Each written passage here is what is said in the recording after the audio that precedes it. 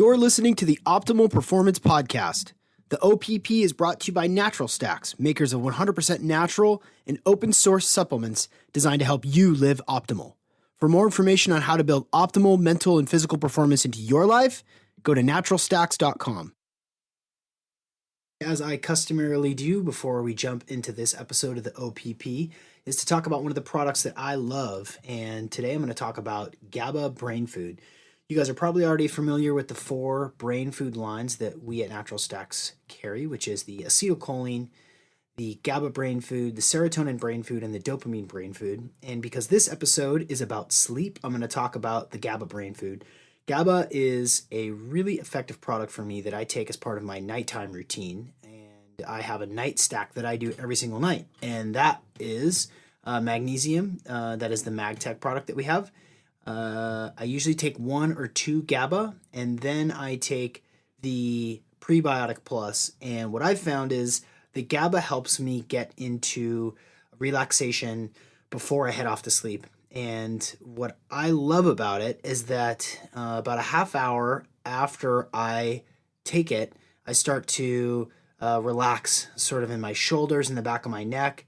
And that sort of is a signal for me that, okay, it's nighttime.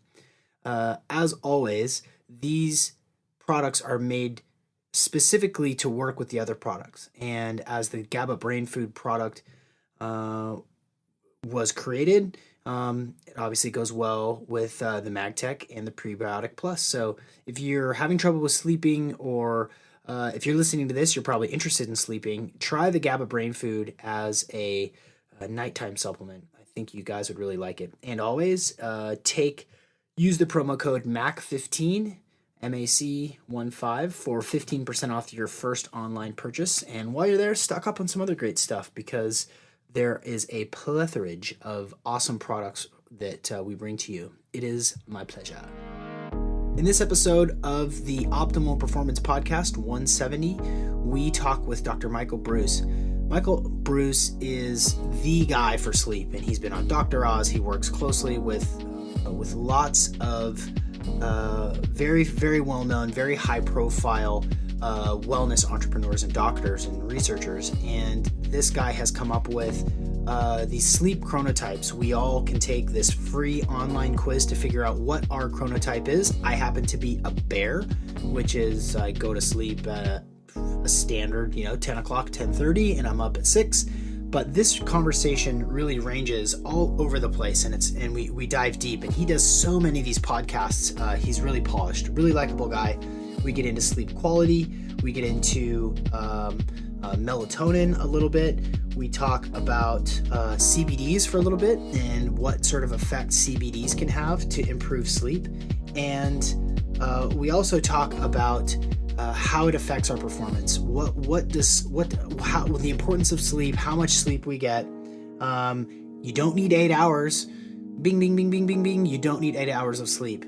It's a myth. And once you can become a little bit more aware of how you sleep, how you like to sleep, you can also do things to get ready for sleep through blue blocking glasses, drinking water as soon as you wake up to feel more refreshed. Just the entire universe of sleep is covered with this. We could have gone for another couple hours, but he's a busy guy and I'm a busy guy. But I think you guys are going to get a lot out of this episode. Enjoy. You're listening to the Optimal Performance Podcast, and I'm your host, Sean McCormick. It's the OPP.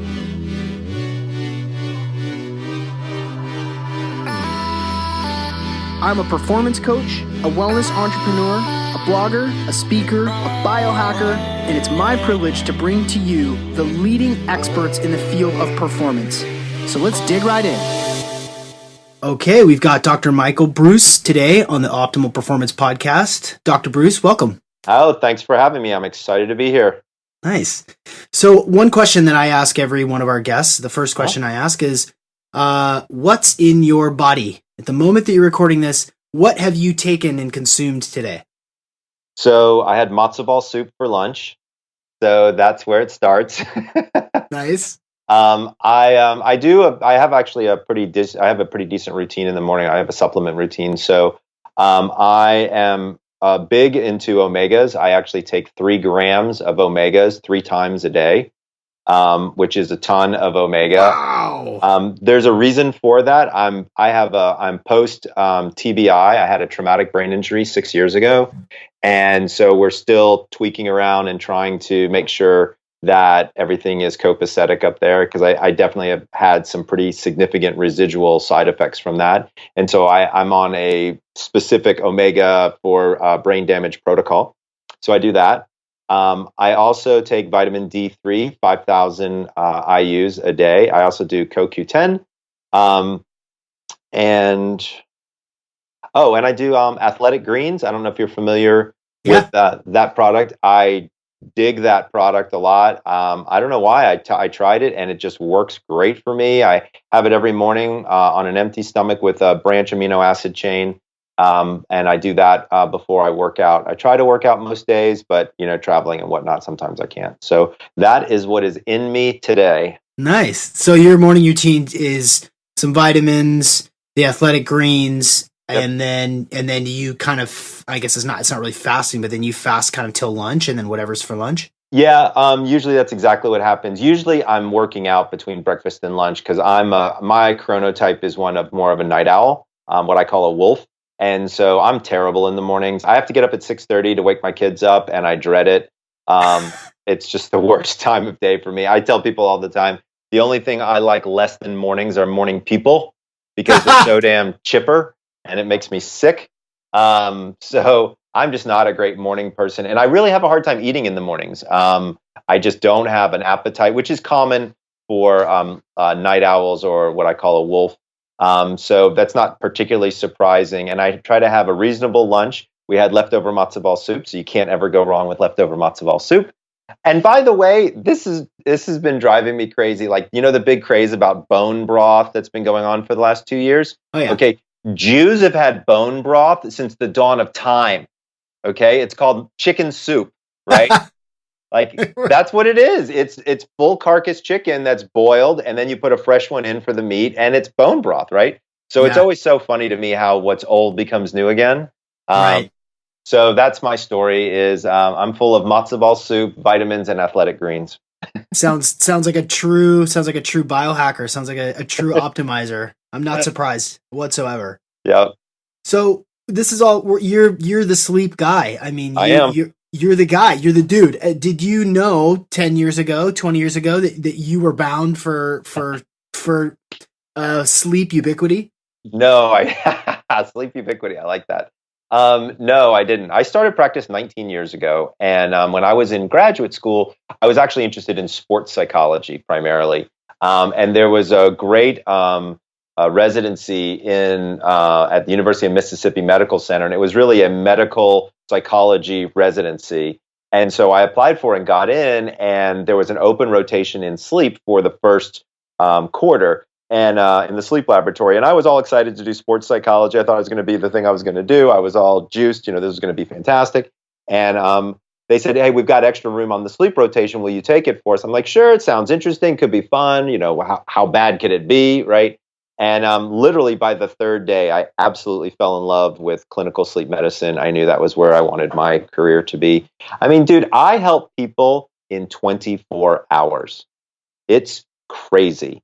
Like, if you can recognize and diagnose a sleep disorder in somebody and get them treatment that quickly, like, that doesn't happen very often in medicine. And I just had tremendous respect for the doctors and just thought it would be such a cool privilege to be able to identify and help people with their sleep as quickly as can be done. Now, don't get me wrong, insomnia might take a little bit longer. Apnea is very easy to identify. Narcolepsy, again, easy to identify. And I'm also been really, these last couple of years, looking at alternatives to the historic ways that we treat sleep disorders. Because historically, for sleep apnea, it's and for folks out there who don't know what sleep apnea is, that's a situation where you stop breathing in your sleep. It's pretty significant, pretty serious. About 12% of our population actually has it, which is a large number of people.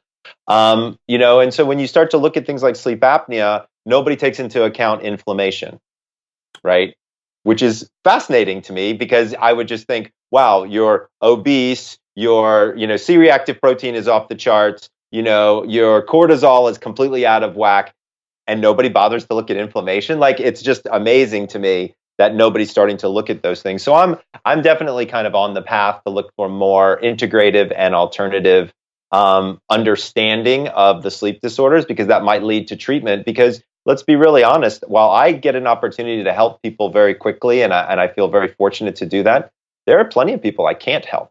And that's really tough when you're a guy who that's what you do. Like, I go in and I fix people's sleep problems, and I'm pretty successful at it, but there are definitely some people that I don't know what's going on. And so I'm very excited to be walking into the world of the microbiome, into supplementation, into diet and nutrition, and really starting to see how do those things affect sleep. Right, right. Because what you're doing when you're not sleeping affects what you do when you are sleeping. Absolutely. What you're putting in your body. How much do you move? Oh yeah. Well, you mentioned one of the chronotypes, and I took the quiz. When you first released the book, Okay. I'm a bear, and Bears are the best. Bears are the best. You say that to all the bears, don't you? I do, because they are the best. Here's why it's great to be a bear. So for folks out there, I created these 4 archetypes, and you can take a quiz and learn which one of these archetypes you are, or chronotypes. If you've never heard of the word chronotype before, don't worry, you actually have. If you ever heard of somebody being called an early bird or a night owl, those are chronotypes. And it turns out there aren't 2, there's 4. And so one of the ones that you're describing is the middle, not the early bird and not the night owl, but what we used to call a hummingbird, but what I have changed to be called a bear. And the reason it's the best to be a bear is because the world works on a bear schedule. Roughly 50% of the world is a bear, and then the other 3 are made up in that other 50%. The way the whole world works is really on a bear schedule. I mean, working 9 to 5 is a bear schedule. Getting up at 7 is on a bear schedule. Going to bed at 10 is on a bear schedule. So it's great to be a bear because it's easier. I am a wolf, so I'm a night owl. And I'll tell you something, my entire life, people told me I was lazy because I didn't like mornings. I like to sleep in. I'm much more of an introvert, generally speaking. Bears have a tendency to be more extroverted. Everybody always thought I was lazy going through school. And, it was kind of fascinating to sort of understand that. And once I started doing the book and really learning about chronotypes, I realized, wow, there's a lot of people out there that are suffering from this that didn't realize that it's really just an issue of matching their chronotype to their life. Yeah. And that begs the question too, because, as much reading as I've done, and not only to prepare for this conversation, but because I'm fascinated by sleep. Yeah. Based on, well, first maybe name the other chronotypes. Sure. So the early bird is, I call a lion, and I actually chose mammals. Number one, because I'm a mammal. I'm not a bird, and so I don't feel like I resonate to a bird. But I chose mammals that actually have these schedules. So lions actually wake up before dawn. Their first kill is usually before the sun rises. That's very advantageous for them. So they're my earliest creature that's out there. Bears have a tendency to wake up when the sun comes up and go to sleep when the sun goes down. Wolves, like myself, we tend to be nocturnal in nature. And then dolphins is the 4th chronotype that I haven't mentioned. And dolphins are my problem children.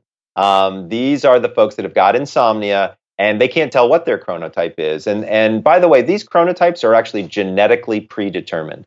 So it's all based on your period gene, and specifically the period 3 allele on that gene. The length of that determines our sleep drive.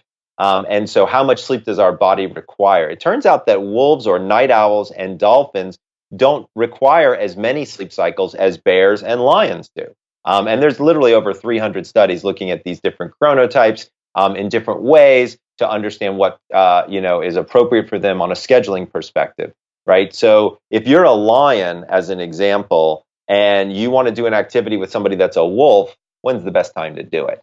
Right. And that's what my book is all about. It's identifying which chronotype is yours. And then I give you 50 different activities and tell you the perfect time of day to do any one of them. To ask for a raise, to have sex, all of that stuff. Yeah. So ask for a raise, have sex, eat a cheeseburger, go for a run, do yoga, email. I mean, literally, it's everything you can think of. Can one, even though it's genetic, Mhm. can one's chronotype shift as their life path shifts? Yes, absolutely. So I call that chronolongevity. And so it's really interesting when you look at kids under the age of 18, their age actually determines their chronotype.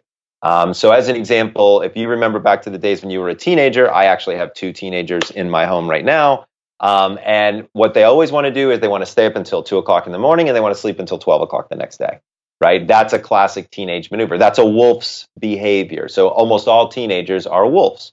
So, we call our house the wolf pack because I'm a wolf, my kids are wolves, and it turns out that my wife is actually a wolf as well. She and I, when we started dating, we never realized it, but we wouldn't finish our, going out until 1 o'clock in the morning every single time. And it was nothing like that was just like I didn't even pick her up until 8:30, right? Like that just was how we did things. And that worked out very well for us. So there's lots of really kind of interesting aspects to it. People always ask the sex question too. Well, yeah. When's the best time? So so this has always been a very interesting set of data on this. So it turns out that 74% of people have sex between 10:30 and 11:30 at night. This was a survey that was done, and the reasoning behind that is convenience. You're there, your partner's there, you're not wearing a whole lot of clothes. Hey, you interested? Sure, why not? And there you go, right? That's generally speaking how it goes. But if you looked at it from a hormone perspective, there's 5 hormones that you need for sex. You need estrogen, testosterone, and progesterone, all be high. You need adrenaline and cortisol to be high, and you need melatonin to be low, right? I'll give you one guess what your hormone profile looks like at 10:30 at night when 74% of people are having sex. Yeah, it's the opposite of what you want. Exactly, right? Right. So when are you at the right hormone profile? Turns out, 7, 8 o'clock in the morning really is the best time. So I'm giving everybody out there listening the prescription. The next time you have sex, talk with your partner about it and see about having sex in the morning. You will be pleasantly surprised at the level of intimacy, connection, even performance is better at that time. Now, people always say, but wait a second, Dr. Bruce, what if I'm an early bird, a lion, and my partner is a night owl, a wolf? How does something like that work? Believe it or not, in the book, I actually created a matrix where you can put in your chronotype across one side, they can put in their chronotype across the other. And I created multiple matrices. So for heterosexual couples, for gay couples, and for lesbian couples, because the hormones would be dramatically different in each one of those situations. So don't worry if you're not like me and you didn't marry another person of your same chronotype, then or you have a partner, then you'll see that it'll work out just fine. Yeah, and just so everybody knows, and of course, all of this will be accompanied by show notes and links and stuff like that. But the test is free, and you can take it on your site. Yeah, absolutely. Yeah, if people go to thepowerofwhenquiz.com, you can take it right now. Where are most people getting their sleep wrong? So the biggest thing that people do incorrectly with sleep, well, there's 2 of them. One is they do not wake up at the same time every day. Now, notice I didn't say go to bed at the same time every day. Wake up at the same time every day. When you wake up in the morning and sunlight hits your optic nerve, it recalibrates an area called your suprachiasmatic nucleus, which is your biological clock, and it shuts down the melatonin faucet in your brain. That has to happen on an incredibly consistent basis. So for me, it's between 6 and 6:30 every morning. My body naturally wakes up, and I actually drink water, and I get some direct sunlight because that also helps that kind of get rid of that morning fog and eliminates any extra melatonin. Also, people don't realize it, but you actually breathe out almost a full liter of water every night while you're just breathing from the humidity in your breath. So having a 12 to 16 ounce bottle of water next to you is always a good idea. That's really what you should be doing is you should be consistently waking up at the same time every day, including the weekend. So if you stay out, you go to Coachella and you're up till 4 o'clock in the morning and you normally get up at 6:30, guess what? I want you getting up at 6:30. I mean, that's really what you need to do because that's the anchor for your entire sleep process is your wake up time. You can go to bed whatever time you want. I will tell people if you go to bed consistently at a very consistent time, it turns out you need less sleep. Okay? So people are asking me all the time, Michael, how do I get 8 and 5? Right? How do I get 8 hours of sleep mashed into 5 hours? So first of all, it's possible.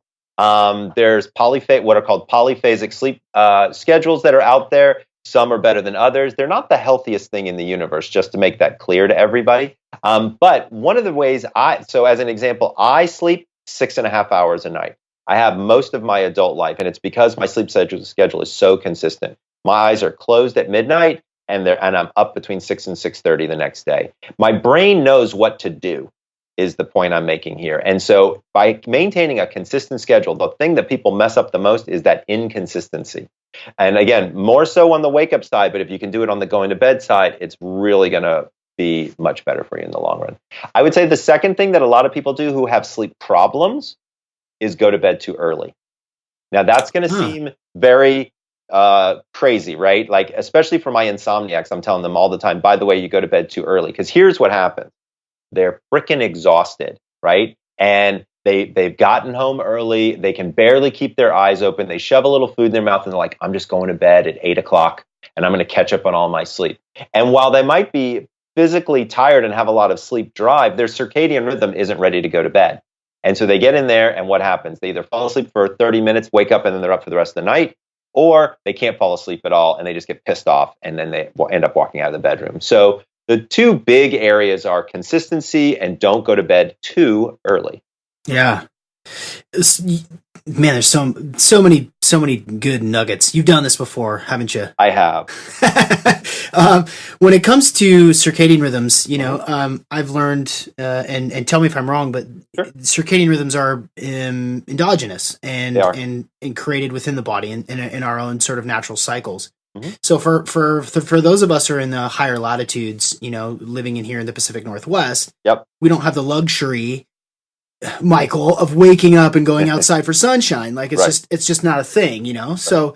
So light obviously plays a major factor in that. And I know that you're a proponent of using light as medicine. Yes. What can you tell us about things that we can all do if we can't start each morning with that dose of sunlight to drop our melatonin? Sure. So first of all, we all can, even if we live, in the North Pole. So you buy a light box. So there are commercially available light boxes on Amazon. My favorite is called the Go Light, GOLITE. I think it's less than $100. And I take this with me when I travel. I do a tremendous amount of international travel. And so this actually helps me cure myself of jet lag. And it also keeps me on my own circadian path. So for many, many people, this is something that I have recommended. And let me just tell you something. It friggin' works, right? Like if you do it, when I tell you to do it, it works. And so if right when you wake up, and it's not like you have to stick it right in front of your eyeballs either, okay? Is you set it on the table when you're having your morning breakfast, or you put it in your bathroom while you're getting ready in the morning. And it just has to be within eye shot. But 15 minutes of sunlight through a light box will do wonders for you. Also, the opposite is true at night. And so this light that is in the light box, it really falls into the spectrum of blue light, which is a big category, big topic that people talk about, 450 to 490 nanometers. And people should be using blue blocking glasses at night. I'm a big fan of blue blockers. I know they might look a little goofy for some people, but here's the thing, is if you're really trying to tap in and you're trying to make it so that you can fall asleep quickly, stay asleep, and then wake up, with less sleep than what you normally would want to have, these are a great tool to be able to utilize. I will also tell you that I've got my kids using them because my kids are on computers all day long at school. And then sometimes into the night. And so, if they want to be watching their shows or whatever, while I like to look at the content of what's going on in their brains, I also like to make sure that we're not literally frying their brains with the blue light. So I've got them both wearing the blue blocker glasses, and they're not bad looking. They're kind of fashionable, and they're in the house, so nobody really cares. But, using blue blocking glasses in the evenings is good. I also use specialty light bulbs in my bedroom that have melatonin blue light filters in the bulbs themselves. So there's a company called Lighting Science Group. I think their website is lighting.science. And for, I think it's $25, you can get great bulbs. And actually, I think if you like type in my name, like Bruce, Breus, I think you can get like a discount or something. We can find that out, put that in the show notes as well. But being aware of blue light at night, I think, is something that's very positive. And look, use blue light as your advantage. I tell people all the time, if you're tired between 1 and 3 in the afternoon, don't take a coffee break, take a sunshine break. Like walk the heck outside and get some vitamin D and get some sunshine in your eyeballs, because number one, it'll stop making you feel tired, because that's the reason people feel tired between 1 and 3 in the afternoon is there's a slight core body temperature drop, which releases melatonin in your brain. So if you want to get rid of that melatonin super fast, go outside in the sunlight, even a little bit before, and you won't have that kind of doldrum between 1 and 3 in the afternoon. So, you got to look at those types of things, I think. And that's really where we get people who can hack into their sleep, have better quality sleep, and actually have less quantity. Yeah, because that's what we're all after, right? Is Right. we want minimum effective dose. Exactly. The title of the podcast is the Optimal Performance Podcast, and Exactly. all of our listeners are about getting the most out of the least. And to that point of the blue blocking glasses, we're developing some eye health supplements, and we're going to Nice. accompany that with a second version of some blue blocking glasses that we did. Well, and I think everybody, like even the nighttime filter on your iPhone, because let's be honest, the way that everybody does it now is they work all day, they come home, Right. they eat dinner, they take care of the chores, they Right. hopefully they do their dishes, and then Right. they sit in front of the TV. Exactly. Because Netflix has more cool content than you'll ever be able to watch in a lifetime. Right. And we're just dosing ourselves with massive blue light. And then for most people, they head upstairs and they bring their phone with them, and they lay in bed and they scroll through Instagram or Twitter or whatever. Right. And even with that light dimmer on your phone, it's just not enough, because you're still Here's diluted. what's interesting. Yeah. They did a study, RPI, Rensselaer Polytechnic Institute in Rochester, New York, did a study on the iPhone, and this night shift thing doesn't do anything. No. Doesn't work at all. Really? Absolutely no effect on melatonin suppression whatsoever. What It's about published study. Dimming it must help a little bit, right? It's a brightness thing versus a frequency thing. Remember, Yeah. if the light is bright or not bright, while it may have some effect on the rods and cones, what we're really interested in is the frequency. And that blue frequency hits a very particular kind of cell in your eye called a melanopsin cell. And that's where the problem is occurring. So It's really just about the frequency and the blue light. Even if you turn it down, brightness doesn't, like turning down volume doesn't take away the bass, right? So like if you're listening to music, the bass is still there, it's just lower. Right. And so that's how you have to think about it, is brightness doesn't really work. Brightness is like the volume knob for light. It doesn't actually, increase the treble or decrease the bass. Right. Yeah, it's still there. Whether or not you feel it as much, it's still there. Exactly. So 8 hours of sleep is a myth. Total myth. Total myth. Horseshit. Rubbish. Yes. Completely balderdash, as they say. Why? So I'll tell you why. So first of all, the math doesn't make sense. The average sleep cycle is 90 minutes long, and the average person has 5 of those. 5 times 90 is 450 minutes, divided by 60 is 7.5 hours. So right there, if you were an average sleep cycle and had the average number of them, you still wouldn't hit 8 hours. Okay, so that's number one. Number two is, again, the more consistent you are with your sleep schedule, the more your brain doesn't need certain stages of sleep. Stage 1 sleep only represents about 3 to 4% of the night. So it's really not that important. It's really the transition from wake to sleep. Stage 2 represents 50% of the night. Don't get me wrong, there are things in stage 2 that are important, but you don't need 50% of your night to be stage 2 sleep. And that's where we can kind of squunch that down and move you quickly to stage 3, 4, which is the deep physically restorative sleep, right? The easiest way to increase that turns out is through daily exercise. Right. Makes sense, right? Yeah, exactly. Like physical restoration from daily exercise. Like that just makes sense to me. And because that's when human growth hormone is emitted. That's when we see most of our cellular repair, things of that nature. And so one of the things that everybody should think about is, look, just park your car further away and walk into work type of thing. Or, go for a 20-minute, jog or walk the dog, do something, get outside. First of all, the sunlight and the fresh air do you some good. And second of all, exercise helps with sleep. It is probably the most consistent data finding that we know of, is that daily exercise helps with sleep. Yeah. Right. I mean, it makes sense. And if you're getting into that, that's where stage 3 and 4 sleep is so important.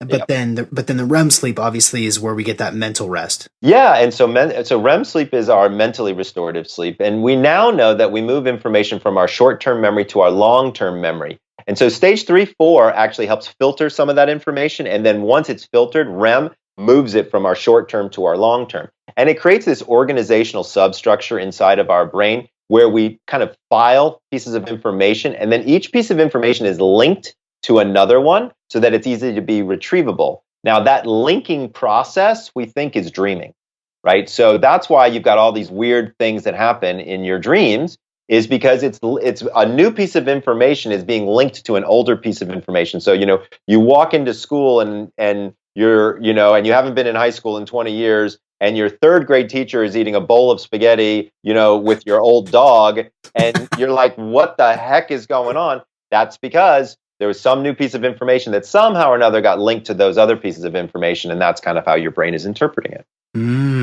Dreams could be a whole nother podcast episode, right? Oh, yes. And then there's lots of kinds of dreams. I'm actually working on a lucid dreaming project right now, if you're familiar with what lucid dreaming is. Oh, yeah. And then there are nightmares. I mean, there's so many different types of dreams. There are stress dreams. There are nightmares. There are PTSD related episodes in sleep. Like the list goes on and on.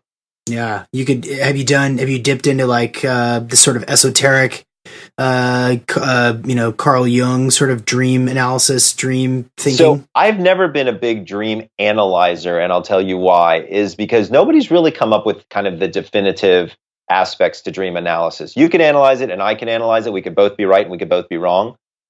Here's what I tell people. If you want to do dream analysis, the truth of the matter is it's best to do it either on yourself or with somebody who knows you really well.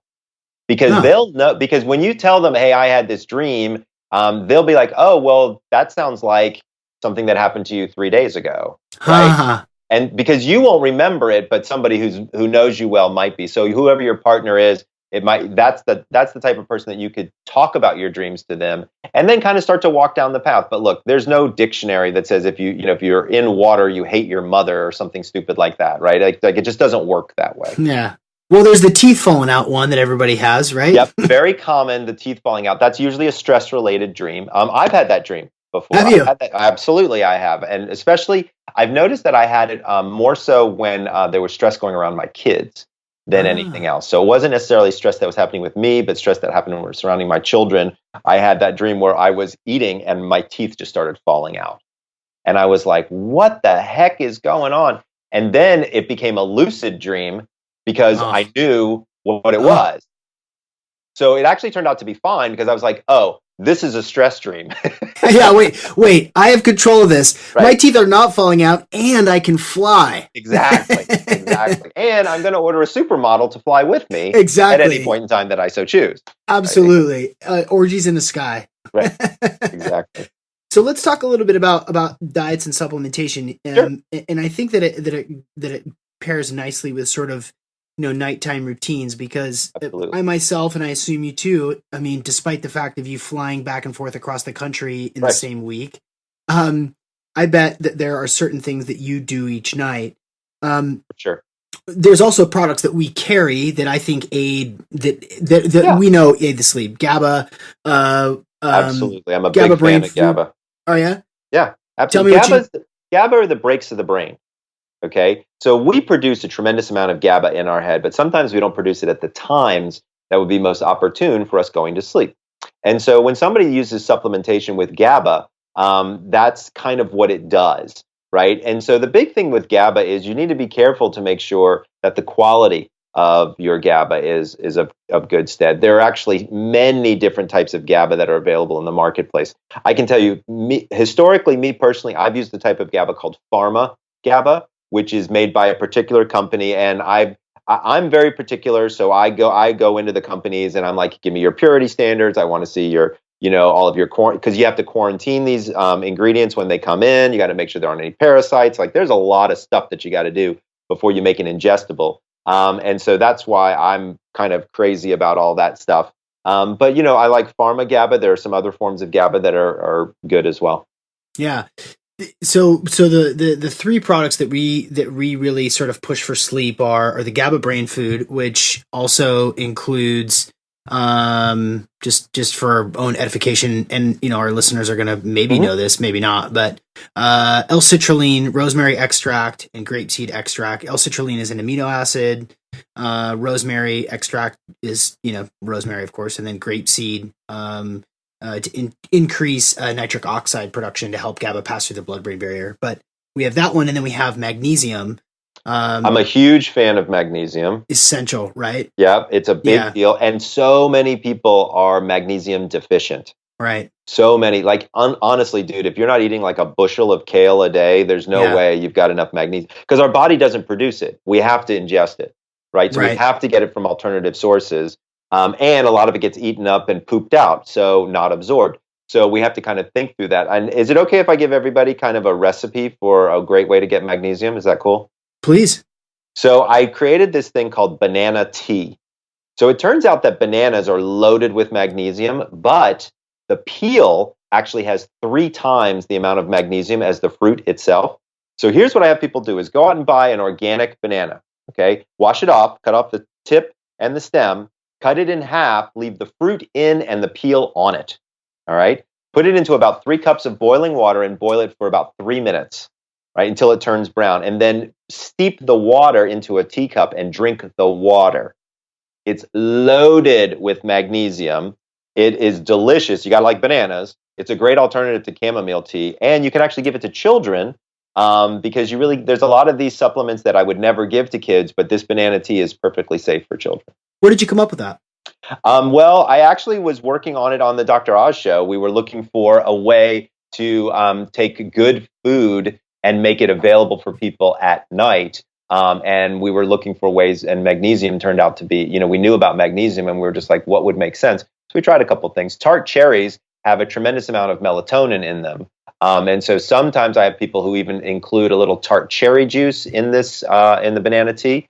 And then the other thing that's been from a food perspective that's been pretty interesting, not really, doesn't really fall into the keto line of thinking or the paleo line of thinking, but raw honey is Yeah. great for keeping blood sugar stable. So one of the big questions that I get a lot is what happens when I wake up at 2 o'clock or 3 o'clock in the morning? Well, 9 times out of 10, when I ask these people, when was the last meal you had? They say, oh, 7, and so from 7 at night until 3 in the morning is 8 hours.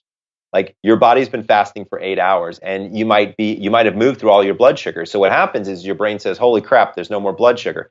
So it increases cortisol to increase insulin to then eat to find more fat to get to start to, and guess what? When cortisol jacks in your brain, you wake up. Right. So super easy, just a teaspoon of raw honey. It needs to be raw, not processed. Raw honey works really well as well.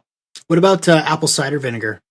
You're the third person to ask me about that. I don't know enough about apple cider vinegar to tell you. Some people swear by it. Yeah. I haven't seen any great data on it yet, and I'll tell you that the honey. The only data that I've seen on it is I haven't seen any real good scientific data on it, but I've used it with patients, and an overwhelmingly large number of patients it was been working in. So while it's more Yeah. anecdotal, I don't know much about apple cider vinegar. I'm sorry to say. Yeah. No, that's okay. So we have this because I know that your approach includes sort of a holistic approach and including gut microbiome. And Absolutely. you mentioned the banana. Mhm. Green banana flour is the second So ingredient in it's our a prebiotic great plus. starch that will Yeah. also keep people's blood sugar consistent as well. Yeah. So in my nighttime routine is one that includes blue blocking glasses, and Awesome. then the GABA our magnesium product, and Mhm. then this prebiotic plus, Yeah. which is a drink that it's got Ceylon cinnamon and trehalose and green banana flour and inulin FOS. Take that. I usually take that around 7 or 8:30, and so by the time sort of 10:30, because I'm a bear, I'm ready to go. I'm ready to go night Yep. night. Yep. Then it starts to work, and then another thing that I've been messing around with, and I'd love to get your opinion on if you feel Uh-huh. comfortable with it, is CBD. Yep. Uh, I love CBD. let's talk about it. Why do you love CBD? So I've written several blogs on CBD and the anti-inflammatory properties of CBD. And my most recent blog was called "CBD is not weed," because so many Yes. people out there are like, "You're promoting drugs, Dr. Bruce." No, I'm You're not. a pothead, Dr. Right, Bruce. right, exactly. It's like, and we can talk about that part too, because lots of people use cannabis for sleep, and there's different types, and there's different ways you can do that very effectively. But Yeah. let's stick to CBD, and then we'll get to cannabis in a second. So CBD is one of the most potent anti-inflammatories there is. We actually have in our bodies, we have an endocannabinoid system that is only reactive to these cannabinoids and these cannabidiols and things like that. And so there's an entire system in our body that's not being used unless we actually put this stuff in us. So number one, somehow or another, I think Mother Nature intended it to be there and being used on some level. And number two is the anti-inflammatory properties are tremendous. I mean, you can't tell me that somebody with, for example, sleep apnea, who's morbidly obese, high levels of C-reactive protein, doesn't have tremendous inflammation. Because, by the way, that's why you have high levels of C-reactive protein is due to high levels of inflammation. Same holds true with my insomnia patients. I have lots of insomnia patients who have pain, who have fatigue, who have other things that are fueling their insomnia. You know, the thing that people have to realize is there's a lot of flavors of insomnia. There's I can't fall asleep, I can't stay asleep, I wake up too early. There's insomnia associated with pain, with anxiety, with depression, menopause, you name it, right? And so what we have to start doing is dialing it in, right? Personalizing our insomnia so that we know what supplementation to take in order to treat these situations effectively. So when you're looking at nighttime routines, I can almost guarantee you magnesium is a good one for 99% of people out there because so many people are deficient in magnesium. Your audience will probably also want to know about melatonin. We'll talk about that in a second as well. But CBD, I like it as an adjunct to therapy. So I actually have it in my line of supplements, which is going to be coming out soon, because it's so potent and it works so well in so many different areas as an anti-inflammatory and an antioxidant. Yeah, I've seen it. I've seen it help such a wide spectrum of people. Yeah. From from my folks to people who just can't relax and can't sit still to people that just kind of feel uncomfortable in their own skin. Yep. And they can't really tell you why, and it's because they have massive amounts of inflammation in their brain and in their body and in their blood. And Yeah. I've seen it. Just a dropper, a tincture. I use it on my dog. Time. Oh, do you? Yeah, so my dog was run over by an SUV, and he's only 3 pounds. He's a Chihuahua, and he survived. Jeez. And we rebuilt his whole back half, like his legs and his spine and all this stuff. And so there's a lot of places where there's scar tissue and inflammation and things like that. And we started him. We really thought he was not going to be with us much longer about 6 months ago.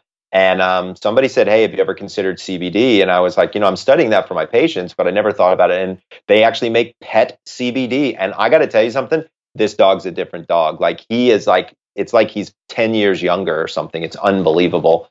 So, I've seen it work in so many different areas and I haven't seen any harm that's come from using it as of yet. Like I haven't seen anybody overdose on CBD, and I haven't seen anybody have really bad side effects from CBD. Don't get me wrong. I'm sure it's possible, Sure. but you just don't hear about it a lot. And I agree with you. It feels like it's one of those things that can work in a lot of different areas for people. I personally am an advocate for cannabis in its various forms. And I think that 10 years from now, when the big boys are involved and more people are developing products, both CBD and THC, for a wider consumption, we're going to kick ourselves for the last couple of 100 years of how it's been demonized, because it really does work for everybody. It does. It's crazy. And the good news is if you get CBD from the right source where there's zero THC in it, it's actually legal in all 50 states. Right. So knowing and understanding your source of CBD, I get mine right now from a company called Ananda Hemp. They're out of Kentucky. The quality standards that they have are insane. And it's just really good quality CBD. Their products are good. I've had a lot of luck with them. I've recommended them to patients as well. Yeah. And that's a whole nother can of worms. But yeah, Yeah, the hemp import, whether it's from Northern Europe or from right, China, right. what's the chain of custody, where it come from, What like pesticides were used, what soil was it grown in. Oh yeah, it's unbelievable the detail that you can get into it. But I mean, I would tell people, look for good CBD. And I mean, like I live in California, so it's recreationally available here. So we can do whatever we want here, which is also another reason why I've started to understand more about cannabis in sleep, not just CBD. And can we have a couple? Can I talk a couple minutes about that as sure, well? please do. So I've got there's a large part of my insomnia population where anxiety is one of the things that fuels insomnia. I would argue almost 70 to 75% of the insomnia that I see is fueled by either anxiety or depression. Okay. Yeah, So when you start to look at this, especially on the anxiety side, not as much on the depression side, but especially on the anxiety side, cannabis can be a great tool for that. Now, people need to know, if they don't already, that cannabis is a lot like wine, right? So there's red and there's white wine, there's sativa and there's indica, right? And you really want to stay more towards the indica side of things because that's much more of the relaxation, kind of calming down, putting you into a different mood for insomnia. And so I look at indica and indica hybrids for my patients. And so I'll go to the dispensary with them and say, all right, let's get in here and let's figure this out for you. And we look through all the strains. And now it's actually getting much better. I mean, they're doing gas chromatographs on the strains. You know exactly how much THC versus CBD is in each one of these. Right now, the ratio that seems to be working well for sleep is an 8-to-1 CBD to THC ratio. huh? That's the one that I've found with my patients has been the most effective. Believe it or not, there's now even a product that's just called Sleep, and it's like a little pen, and it's got a metered dose on it, which is the other big problem. Historically, you'd say somebody use cannabis, they're like, well, how many joints do I smoke, or how many hits do I take? We're well past that now. Now everything is edibles, it's metered doses. Nobody actually really smokes flower anymore, unless historically you just like it. Most people are vaping it, so it's a lot healthier for you. And so there's lots of ways to kind of walk down that path safely and effectively, and can work for sleep. So you're actually going into the shops with people to try to help them figure it out what's going to be the best for them. Exactly. So like, and again, I can do that because California, it's recreationally legal, right? So Yeah. anybody can walk in, as long as you have a driver's license, you can walk into one of these places. Whereas I think it's 26 states now that have medical marijuana that's legal. And so a lot of times going in there and just talking with the people behind the counter can be very enlightening. Now, usually those people are pretty high at the time, and sometimes you're not getting the best information. But if you really sit down and you talk with the owners or people who are really knowledgeable, they know all of these strains very, very well, and they can give you some really good ideas. But looking for that 8-to-1 ratio seems to be a good place to start. Before we get into a couple of other sort of quick fire questions and topics, Uh-huh. we were going to go back to melatonin as a Yeah. supplement. So, remember, melatonin's a hormone, right? And you wouldn't just walk out and go buy testosterone or estrogen, and you shouldn't just go out and buy melatonin. Here's the bottom line here is 95% of melatonin is actually sold in an overdosage format. The appropriate, Whoa. yeah, it's really messed up. The appropriate dose is between 0.5 and 1.5 milligrams. And that data comes out of Dr. Wortman's data out of MIT. That's how much you need for plasma concentration levels in your brain to reach the point where it has an effect on sleep. Okay, you don't need more than that. Most of it is sold in 3, 5, and 10, which means we're overdosing on it, which can give people really crazy dreams. It can interact with blood pressure medication, things like that. So keep the dosage low, number one. And number two, most people don't know, but it takes almost 90 minutes for plasma concentration levels to get there after you've ingested melatonin. So you don't take it like a sleeping pill. You don't take it before bed. You take it an hour and a half before bed. That's the second thing. The third thing is because it's not FDA regulated, I can make it in my garage and I can sell it at the local health food store, and that's a perfectly legal thing to do. So you really want to look at the quality standards of the melatonin that you're getting. I like the melatonin from Twin Labs and from, believe it or not, Trader Joe's.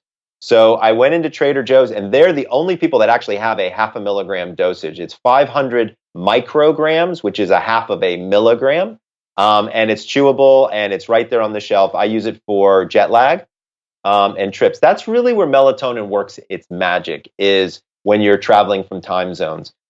However, I will also tell you, I don't know how old the demographic is that listens, but once people reach my age, I just turned 50 this year, you'll start to see melatonin production will begin to drop off. And so melatonin supplementation after age 50 might not be a bad idea. Couple of warnings. Melatonin can affect women's menstrual cycle and can make birth control less effective. So those are things that they need to think about. And here's what's really weird is at high dosages, and now I'm talking like 30, 40 milligrams, melatonin is actually a contraceptive. Wait a minute. Right. There's a joke in there somewhere. There is. There's lots of jokes in there somewhere.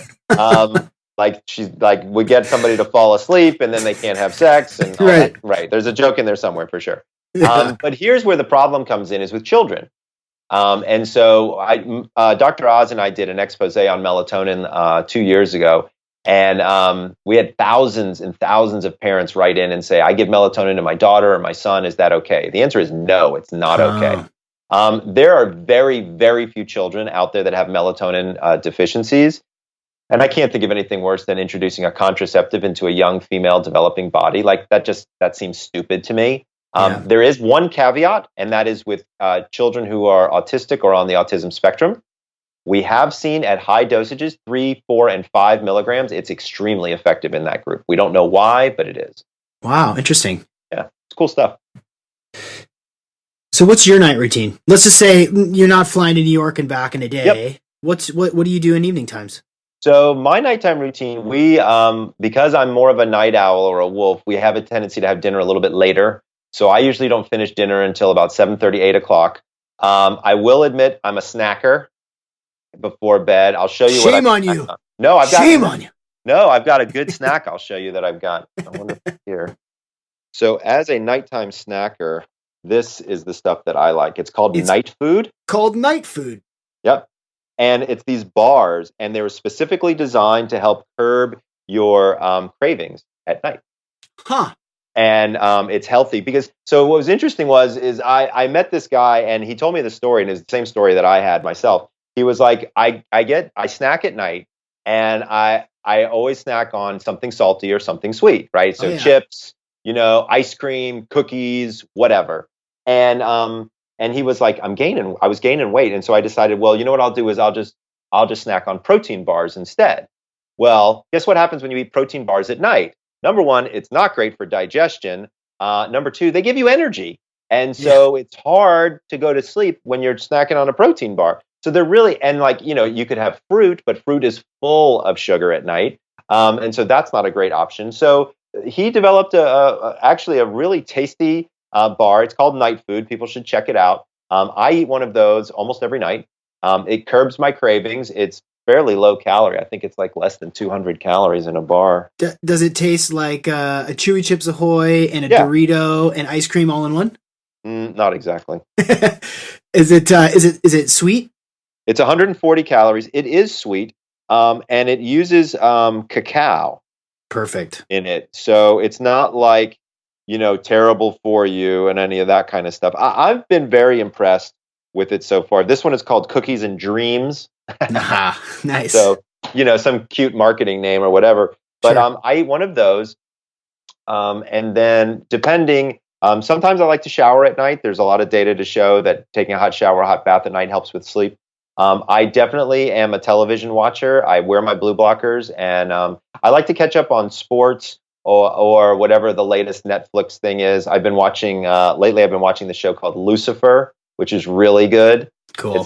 It's like this cool murder mystery kind of thing. Like the devil has left hell and now he's on earth and he's solving crimes. I don't know why, but it's fun. Nice. It's just some mind-numbing something. Sure. That, and then I actually try to meditate once I get in bed at night. So I have several different things that I can go through, whether it's deep diaphragmatic breathing or progressive muscle relaxation, things like that. But I broke it down into what I call a power down hour. So approximately 1 hour before bed, I take 20 minutes to do shit that just has to get done. So that's the last email of the night. Usually it's getting my kids' backpacks together, finding shoes, things like that. 20 minutes for hygiene, and then 20 minutes for some form of meditation relaxation. And that can include a lot of different things. And by the way, there's nothing wrong with falling asleep with the television on. Let me repeat myself. There's Wait a minute. nothing wrong with falling asleep with the television on. So What? let me tell you what goes on in my house, okay? So I have a big king-size bed. I'm asleep. Then my French bulldog is next to me. My Chihuahua is next to him. My wife is there, and then the cat is on top of her. Every once in a while, a child will burrow in from the bottom, and we don't even know that they're there until the morning, right? And there's a big screen TV, and it's on all night long. Really? Okay, so let me tell you, that's my world. All right. So Wow. I'll tell you how it happened. So when I met my wife, she said, "By the way, I sleep with the television on." I was like, "Yeah. I'm a sleep doctor. I'm going to fix that." If anybody out there has ever tried to fix something in somebody that has become their lifelong partner, good friggin' luck. Okay, because it doesn't happen. Right. But what I discovered is that she wasn't actually watching television; she was listening to it. Right. And so what she does is she closes her eyes. We turn the brightness down for sure. And she just listens to it. And it's just enough of a distraction to turn off her brain because she's got monkey mind. She can't turn off her brain. That's the most common complaint that I hear. And this is just enough of a distraction to allow her to do that. The good news is that 95% of televisions have timers in the software. So you just set the timer and you turn it off. She might wake up in the middle of the night and then turn it back on. It doesn't ever bother me. I'm a decent sleeper. And so again, don't go by any hard and fast rules. One of the things we've been doing in this podcast is we've been breaking the myths, right? Breaking the rules. And that's important for people to understand that you can adapt almost anything to be able to make you work within your sleep and your sleep schedule. Now, look, if you decide that, it's a great time to have your last cup of coffee, 10 minutes before you go to sleep, obviously that's not going to be a great idea, right? So some things are universal rules, but generally speaking, whatever works for you, as long as it isn't hurting you or your bed partner, it's probably not as bad as you think. Well, you just caused a point of controversy here at the McCormick house because I'm a really heavy sleeper. I never wake up to pee. I never have. We'll talk about the waking up to pee thing in a second, but Sure.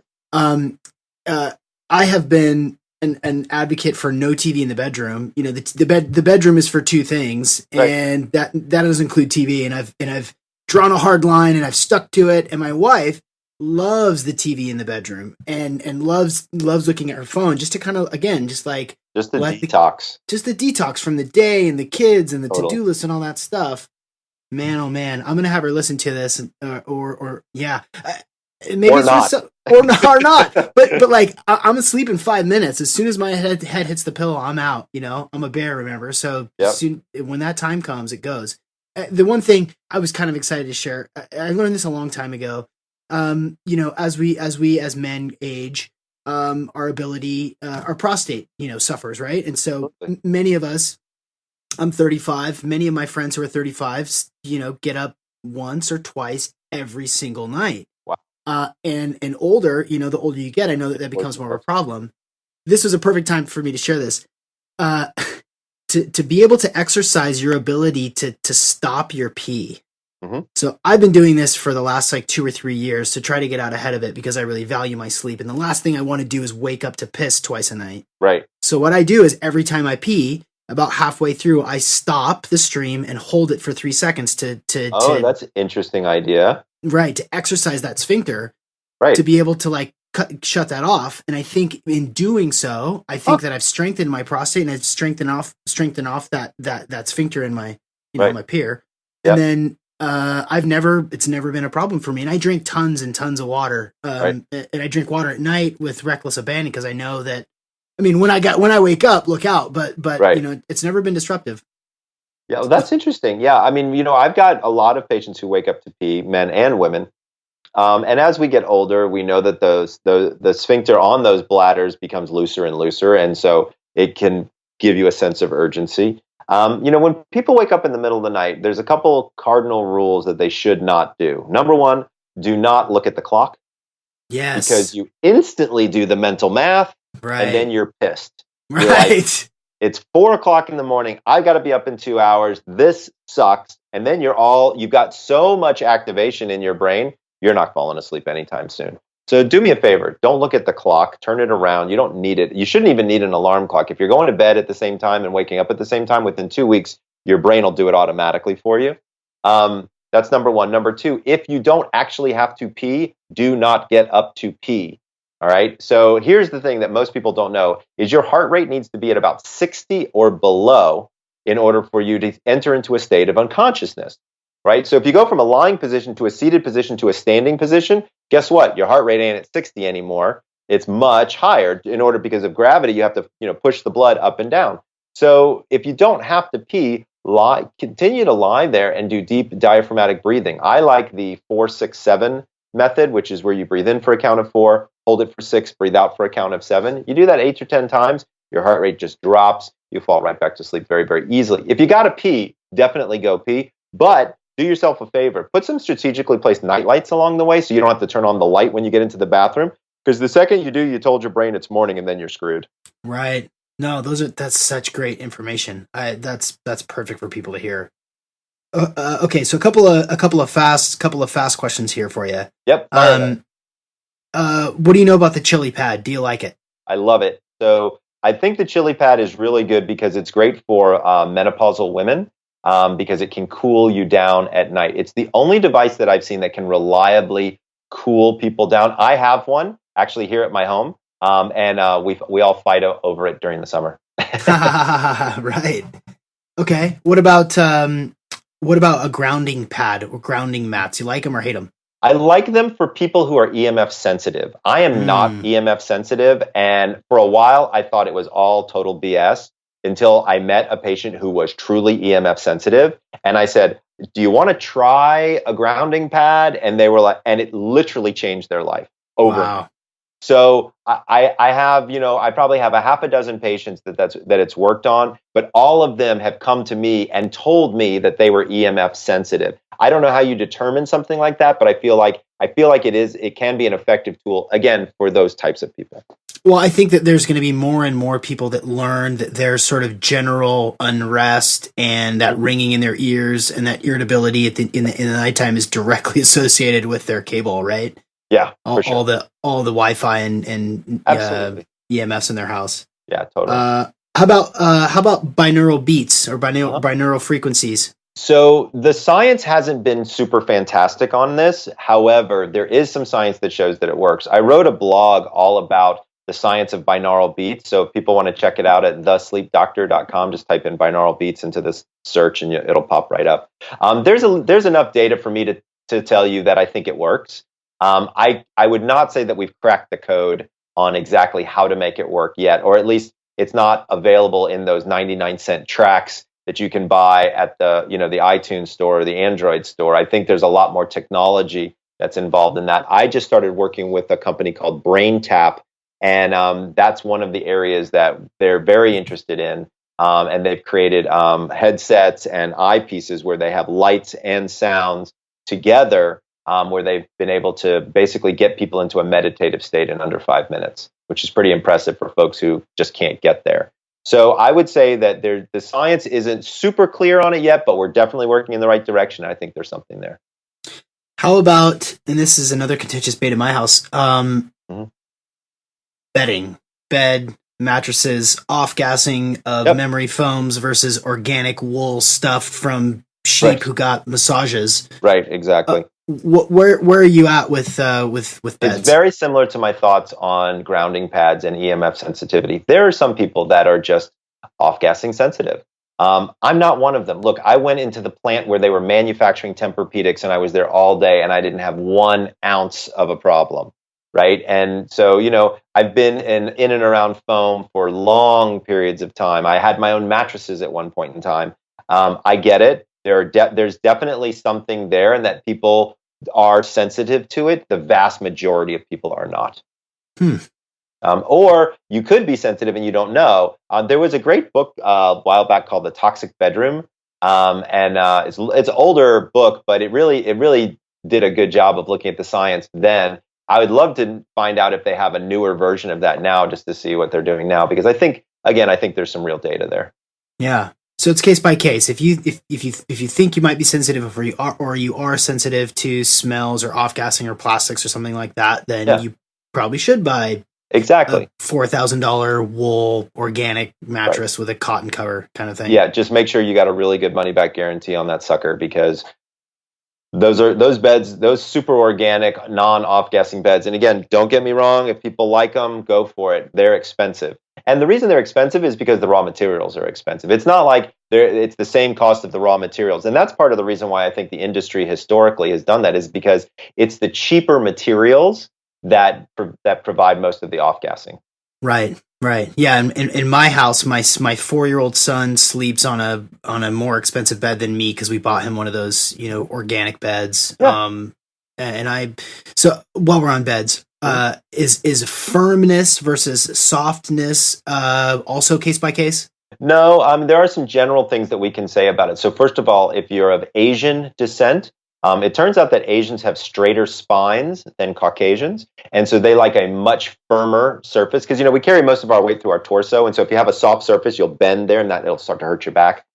So firmer is certainly, generally speaking, what people from Asian descent seem to enjoy more. Also, people with low back pain will do better on a firmer surface as well. I wrote a blog on how to pick a mattress based on your body type. If people want to check it out, they're welcome to do so. But firmer is usually better in most things in terms of mattresses, for sure. Got it. Okay. And then how about sleep trackers Mm-hmm. during tech? So here's the thing about sleep trackers is, who cares? Like, it drives me freaking crazy when, you look at this sleep tracker and it says you got 17 minutes of REM. Like I give a crap that, like, what am I supposed to do with the data, right? Yeah, and always. so that's been a frustration with me. I just started working with a company called Sleep Score. And what's really interesting about them is they actually give you a comparative analysis. So I'm a 50-year-old white male. They'll compare my sleep to a 50-year-old white male. And that gives me a little bit of a reference point, like, oh, okay, I'm in line with people my age or I'm not. Then what it does, which is one step further, which is what I like, is it will give you personalized sleep recommendations based on your previous night's sleep. So if it noticed that I woke up 4 or 5 times, it might also notice, hey, the temperature was hot in your room, need to turn the temperature down. Like, I'll get that, and that's very valuable information to me. So Sleep Score Max does a really good job of that. There's another one called Bet that Apple purchased, that they'll probably, I don't know if they're out in Apple stores or not yet, but Bet is definitely a good one. Those two are the ones that I like the most as far as giving comparative analysis and kind of what do you do with your data. Cool. Very cool. Yep. Well, before we wrap this thing up, is there what are you working on now? What should people be reading? What should they? I mean, what's the hotness? So, I'm right now, there's a lot of different things that are going on in sleep. The microbiome really is a place that people need to pay attention. I wrote a blog about the sleep-gut connection and how the microbiome works on circadian rhythmicity and rhythms. And it's been very, very popular. And I really think that is where we're moving. I believe that light is medicine. I believe just like there's junk food, there's junk light, and we need to pay attention to light. I think we need to pay attention to what we stick in our mouths. Nutrition, our body's a chemistry set, and nutrition matters, right? And so, at the end of the day, what I always tell people is, look, when you cross the finish line of life, you can either be in a car that's at max speed, doing exactly what you wanted to do and fly across that finish line, or you can be in a junker, that's got, the radiator is blown up, you got 4 flat tires, and you're barely making it across the line. One looks a lot more appealing than the other, to me at least. I've been very fortunate. My grandfather passed away when he was 103 and 10 months. So I'm going to be here a while. So I'm going to be taking care of this as best I can. And that's really what I would tell people is you cannot take care of yourself without taking care of your sleep. Don't take your sleep for granted. It affects every organ system, every disease state. Every single thing you do better with a good night's sleep. I think that's a great place to stop. Here you go. Dr. Bruce, thank you so much for joining us on this episode of the OPP. Thanks for having me. I'm excited to be here and I'm happy to come back. For additional insights and practical lessons based on this show, go to naturalstacks.com. The Optimal Performance Podcast is a Natural Stacks original. Our executive producers are Dennis Buckley and myself, Sean McCormick. Our producer is Christian Randall. OPP intro music by Odyssey. Additional music provided by That New Jam. A Randy McCrandle production.